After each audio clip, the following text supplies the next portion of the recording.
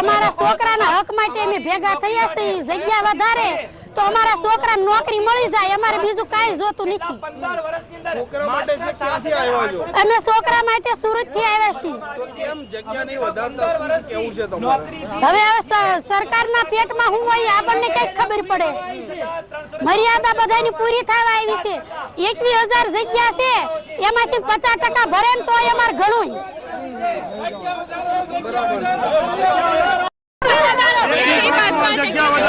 साहब हमारे जगह नहीं વધારતા 21,000 ની સંખ્યા ખાલી છે। 21,000 બાળકો છે, એના સામે 5,000 ની સંખ્યા આપેલી છે। ભરતીમાં વધારો કરો, અમારી ઉંમર પૂરી થઈ ગઈ છે સાહેબ। ક્યાં સુધી અમે મીડિયા બેઠ આપી છે? આમ જો અમે શાંતિથી રજૂઆત કરવી છે, અમારે કોઈ દેકારો નથી કરવો। પોલીસ વાળા ખેંચે છે અમને, મારા બે પગ દુખે છે।